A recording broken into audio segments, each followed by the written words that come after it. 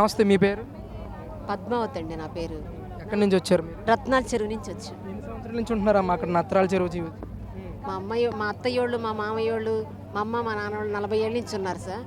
వాళ్ళు ఈ పట్టా కోసం చాలా ఆశతో ఎదురు చూసి వాళ్ళు వెళ్ళిపోయారు సార్. నాకు దక్కింది ఈ ఘనత. లోకేష్ పుణ్యమని ఆయన నా పెద్ద కొడుకు లాగండి. వచ్చిన 10 నెలల్లోనే ఇంత చేశాడంటే ఇంకా చేస్తాడు. అదొకటను ఒక మంత్రి దగ్గరికి కానీ ఒక సామాన్య మానవుడు వెళ్ళాలంటే చాలా ఇబ్బందిగా ఉంటుందండి. కానీ మన ఇంట్లో ఒక కొడుగ్గా, ఒక అన్నలాగా, ఒక తమ్ముళ్ళలాగా బట్టలు పెట్టి పసుపు కుంకుమ ఇచ్చి పట్టా ఇచ్చాడంటే సార్ ఎవరు చేశారు సార్? ఒక్కసారి ఆలోచించండి. అసలు బట్టలు కాదు సార్, మనిషి మనం బాధ చెప్పేది వింటారు సార్. అది మనం డాక్టర్ గారి దగ్గరికి వెళ్తే మన బాధ ఎలా వింటారు? అసలు చెప్పి బాధ చెప్పగానే అది నెరవేరాల్సిన అవసరంలా ఇన్నగానే చాలు సార్. 1000 ఏనుగుల బలం వచ్చేసింది మనకి. చాలా సంతోషం. ఈ విషయంలో నేను ఎంత ప్రౌడ్ అయి ఉన్నానో. ఆయన మాకు కాదు, మా పిల్లలకి మా మనవరాలు 4 తరాలైనా ఆయన మంత్రిగా ఉండాలి. ఆయన 20 కాదు 30 ఏళ్ళు 40 ఏళ్ళు ఈ రాజ్యాన్ని ఏళ్తూనే ఉండాలి. అదే నా ఆశ.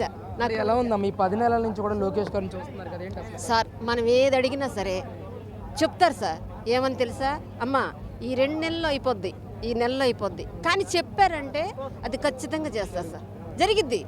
అలాంటి ఫస్ట్ చెప్పొచ్చో లేదో ఫస్ట్లో పప్పు అన్నారు. కాదు సార్, నిప్పు సార్, ముట్టుకుంటే కాలిపోతుంది సార్. నిప్పు సార్, నిప్పు అనమాట. నా పెద్ద కొడుకు చక్కగా చేశారు. ఆయనకి నాశు పోసుకొని కూడా 100 ఏళ్ళు వర్దిల్లాలి. డైరెక్ట్గా ఆయన చేతుల మీదకి అందుకుంటారని పట్టా ఊహించారా? ఊహించలేదు సార్.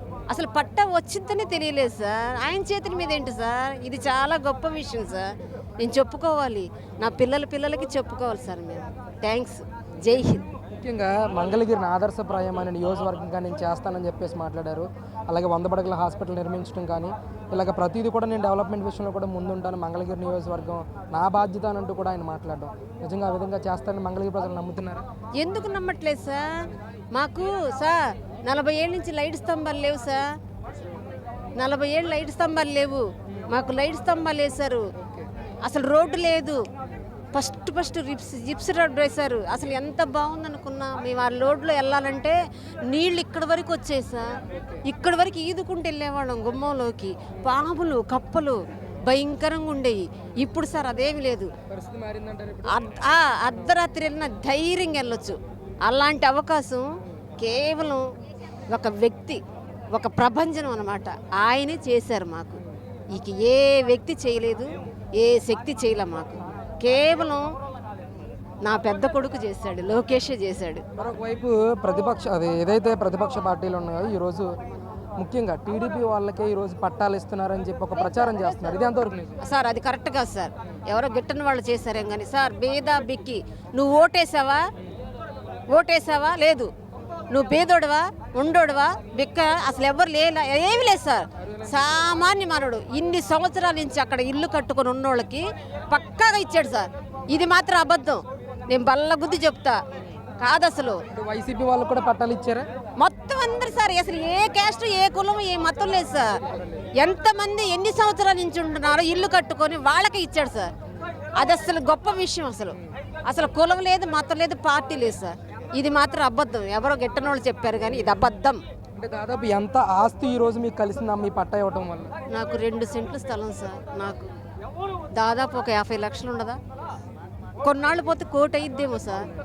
అది ఇంకా పెరిగేదే కదా సార్. మమ్మల్ని కోటీశ్వరులు చేశాడు సార్. ఆయనకి హ్యాట్స్ ఆఫ్ సార్. 100 గెలుస్తారు ఆయన. 20 ఏళ్ళు గ్యారంటీ గెలుస్తాడు సార్. నేను రాస్తాను సార్. 20 ఏళ్ళు గ్యారంటీ గెలుస్తాడు. సూపర్. జై లోకేష్, జై హింద్.